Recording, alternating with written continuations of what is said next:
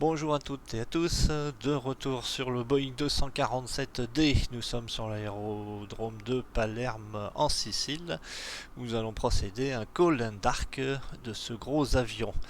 Dans cette vidéo numéro 2, on va voir deux mises en route, une manuelle et une semi-manuelle. Vous pouvez déjà voir que de l'extérieur, j'ai déjà mis l'escabeau et la manivelle pour le mécanicien au sol. On va écouter, on va se lancer directement dans cette affaire. Euh, Lors de ma première vidéo sur la présentation de l'appareil, on avait vu un peu l'ensemble des cadrans, donc je ne vais pas revenir dessus, on va se concentrer uniquement sur la mise en route. Alors, comme dans tous ces types d'avions, on va prendre sa planche de bord, si on y arrive, parce qu'il y a toujours un petit peu délicate cette planche. Bon, on va remonter un peu, parce qu'on a toujours du mal. Alors, qu'est-ce qu'il m'a fait là? Là, j'ai vu qu'il m'avait mis quelque chose. Il m'a enlevé mon échelle. Ouais. Ouais, quand on appuie comme ça, right left engine, tac. Donc remets-moi l'échelle. Allez, je vais me remettre l'échelle. Voilà, merci. Alors, on va regarder qu'on a bien de l'essence. Ça, c'est une bonne chose. Il faut toujours faire ça. Et après, on va se préparer pour la prochaine page qui va être celle-ci, qui va nous permettre de faire démarrer le moteur de façon automatique. Alors de façon manuelle, une fois qu'on a vu qu'on avait le réservoir qui était plein, on met les réservoirs d'essence en fonction. On a mis ici plein riche, plein riche, on va mettre plein petit pas ici, et on a mis un peu de puissance moteur ici pour aider au démarrage. Ce dont on va avoir besoin, c'est de la pression d'huile. Je vais me remettre en position ici pour meilleur qu'on la voit, la pression d'huile. La pression d'essence, on a aussi besoin de pression d'huile, mais d'abord la pression d'essence pour faire démarrer l'avion, donc avec la pompe manuelle là. Tout le système de démarrage, ou moins de mise en route, il est ici. On va mettre le frein de parc, parce que ça c'est quand même vachement important, parce que comme on a toujours besoin d'un peu de filet de gaz, si on ne met pas le frein de parc, on va aller un peu n'importe où. Alors, comment est-ce qu'on va faire pour aller prendre la position du mécanicien ici? Sur votre clavier, vous allez faire CTRL 6. Alors, c'est pas la touche la plus sympa à faire, mais bon, d'autant plus qu'il faut le faire relativement rapidement. On va faire tourner la manivelle en appuyant sur ce gros bouton ici. La manivelle va tourner, va lancer le disque, vous allez entendre le son. C'est pour ça que je commence par le moteur gauche, parce que le logiciel a un petit problème de son et qu'on ne l'entend pas sur le moteur droit. Enfin, on l'entend plus sur le moteur droit. Bon, ça a été signalé.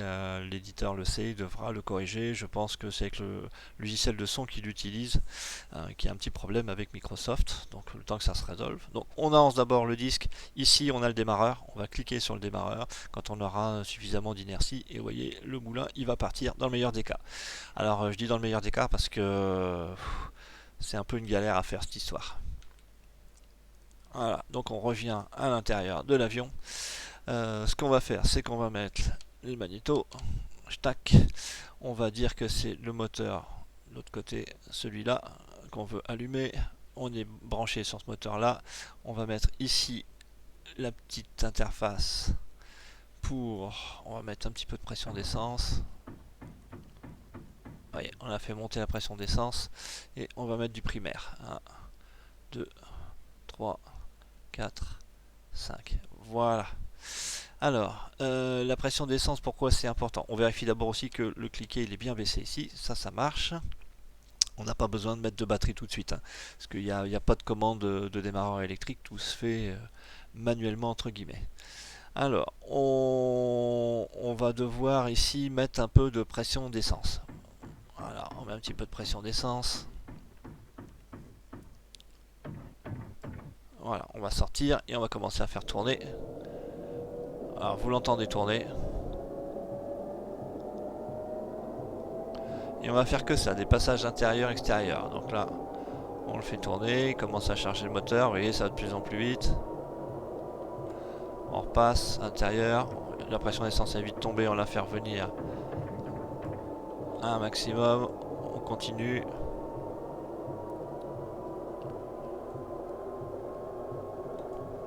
On évite qu'elle descende trop. Voilà, on est bien à fond et on lance le démarreur. Voilà. Donc le moteur vient de se lancer. On va retourner à l'intérieur. Et on va faire nos vérifications moteur tout de suite. Alors oui, je vais l'enlever quand même parce que il est gentil mais gênant. Hein. Voilà, donc on a la pression d'huile, température d'huile qui vont monter doucettement. Ça marche. On va retourner ici. On va changer le démarrage du moteur. On va le basculer à gauche. On va le faire revenir ici. On va remettre encore un petit peu de pression parce que vous voyez ici il y a la pression d'huile ici, il y en a par là. On va faire une petite injection de primaire. 1, 2, 3, 4, 5. Voilà, là on est pas mal. Alors dans les tours minutes ici on va le laisser chauffer, là on est bien.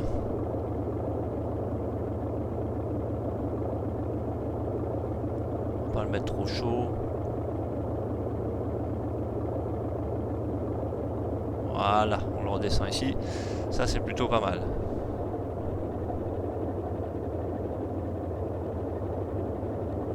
Jamais moins de 1100 tours minutes, hein, sinon il risque de caler.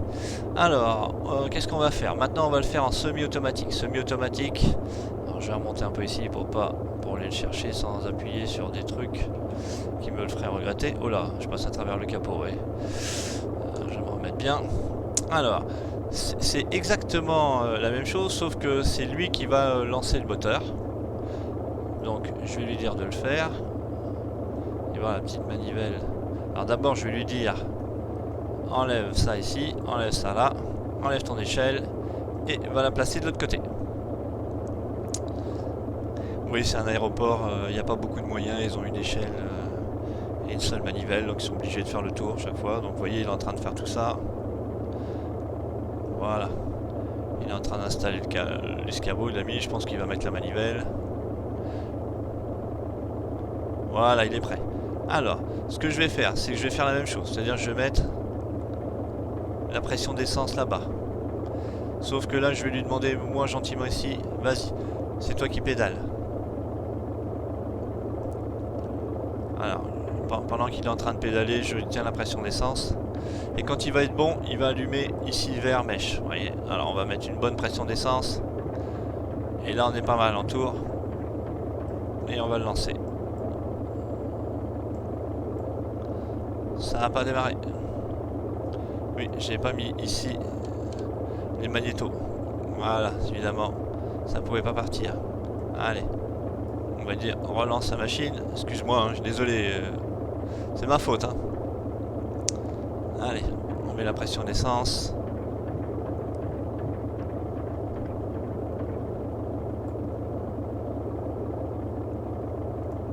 Allez, bien à fond la pression d'essence.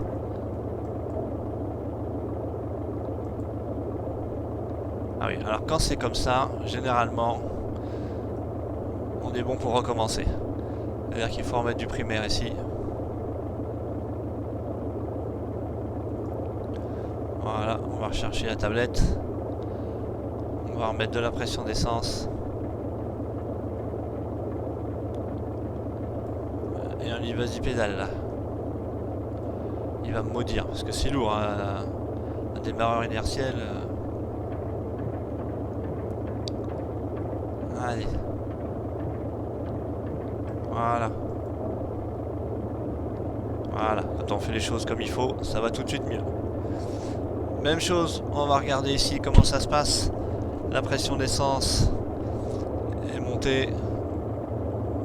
La pression ici, ça a grimpé. Alors un peu plus élevé là parce que là c'est normal, l'huile est plus visqueuse. Quand elle va chauffer en température, elle va venir au bon grade et elle va descendre. On va pouvoir allumer les instruments de navigation.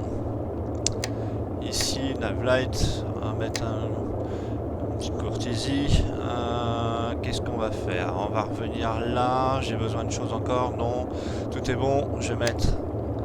Alors, lui, il est en 4 positions. Hein, c'est-à-dire qu'en fait, il va d'abord à gauche, à droite, au-dessus. Et quand on voit ça, eh ben, à l'intérieur, il aurait dû mettre. Pourquoi est-ce qu'il m'a pas mis mon éclairage?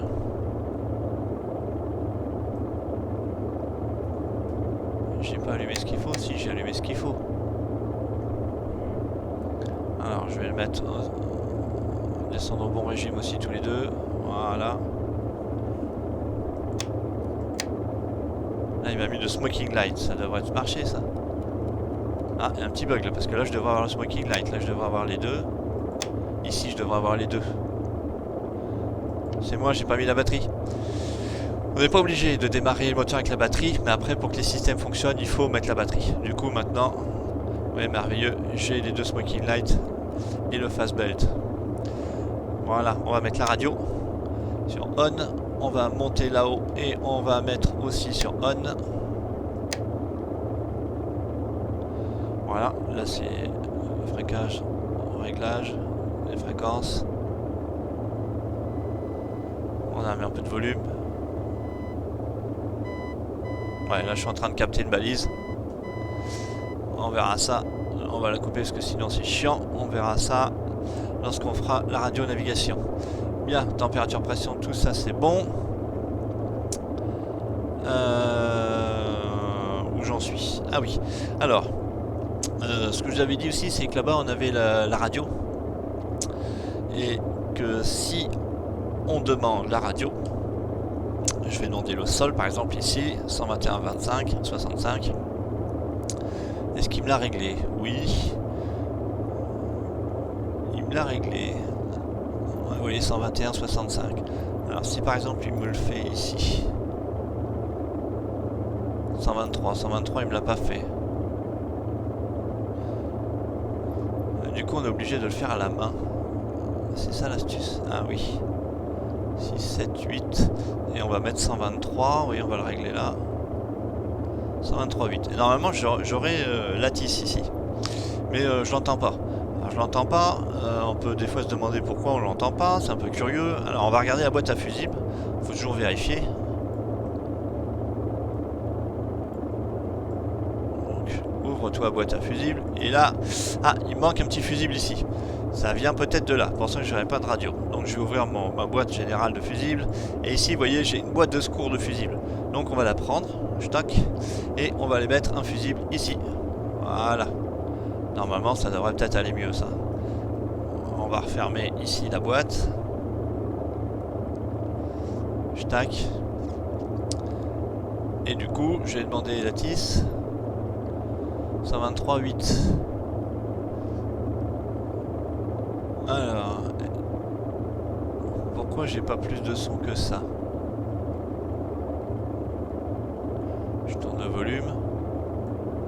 Bon, on va peut-être avoir plus de chance avec le sol. Alors, le sol, il me dit que c'est 121. Et il me dit que c'est 625. Alors, c'est 9, 6.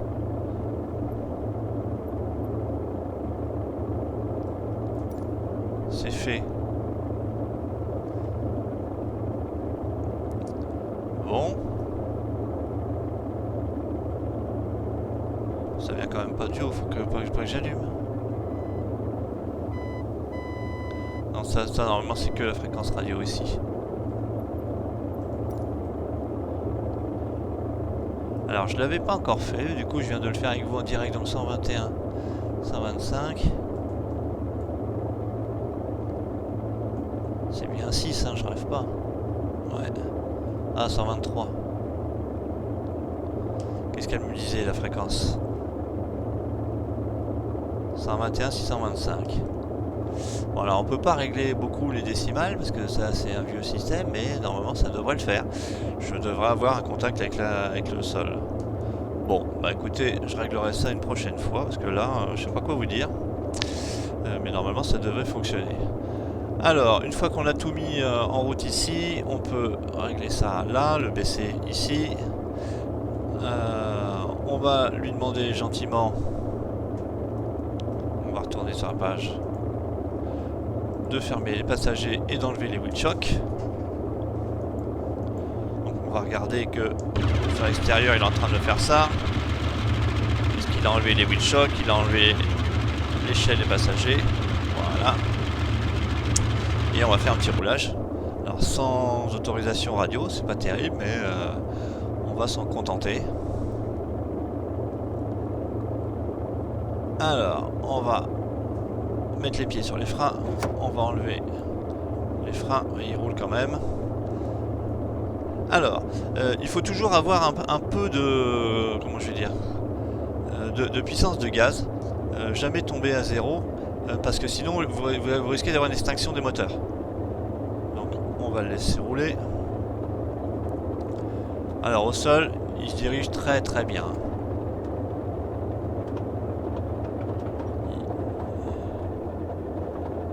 Alors, vraiment quand vous roulez, faites attention à ça, hein, à pas descendre à un idole, hein, parce qu'il y a un vrai risque de coupure de moteur. On va aller rechercher la piste par là.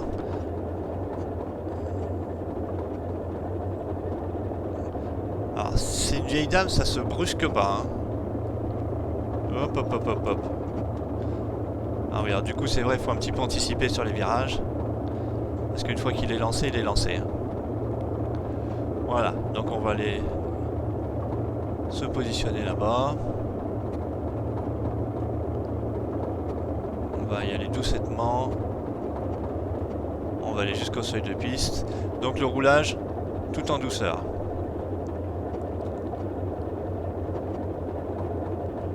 Et une fois qu'on est arrivé ici au seuil de piste, on va faire les tests moteurs.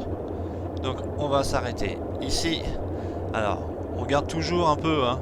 Essayez d'être quand même à 1000 tours minute, vous voyez, ici. Sinon c'est pas bon pour les moteurs.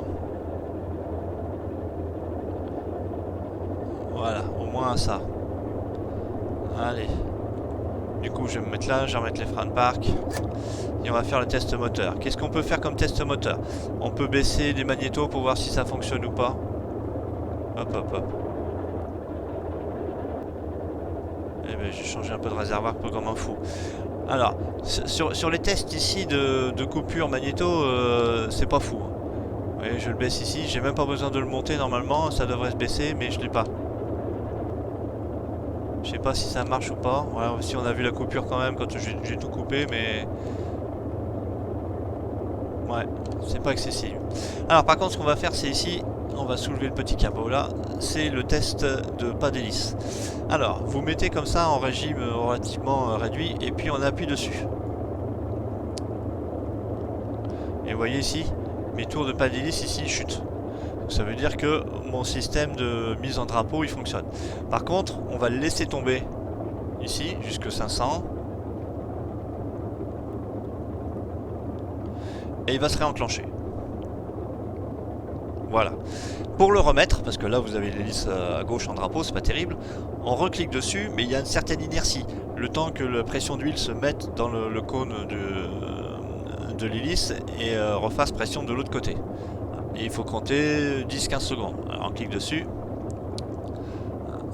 1, 2, 3, 4, 5, 6, 7, 8, 9, 10, 11, 12, 13, 14, 15.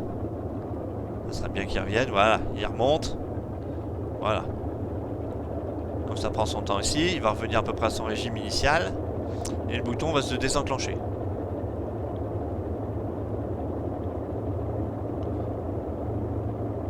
Voilà, une fois que ça c'est fait, vous pouvez faire la même chose avec l'autre hélice, mais bon, vous avez vu comment ça fonctionnait pour un, ça fonctionne exactement de la même façon pour l'autre. Voilà, donc là vous êtes à votre point d'arrêt, vous avez fait au test moteur, vous allez pouvoir mettre... qu'est-ce que je vais dire, enlever les freins. Donc on n'a pas de volet, hein. On n'a que des ailerons ici, donc c'est pas super compliqué à faire fonctionner, hein. Vous voyez, les ailerons ils fonctionnent là, et donc quand vous êtes sur votre seuil de piste, vous avez plus qu'à aller vous aligner et à décoller. Donc on fera ça la prochaine fois, en même temps qu'on verra la radio-navigation. Voilà, donc vous avez vu les deux façons de démarrer le moteur. C'est pas si simple que ça, je vous dis, surtout en vraiment manuel, on se loupe assez facilement, il faut un coup à prendre. En semi-automatique ça va un peu mieux. Bon, soyez rigoureux, faites pas comme moi, n'oubliez pas de mettre des choses à droite, à gauche, et vous verrez que ça va aller très bien. Voilà, allez, je vous remercie de m'avoir suivi pour cette cette deuxième vidéo sur le 247D et rendez-vous pour la troisième avec un peu de navigation, une prise en main.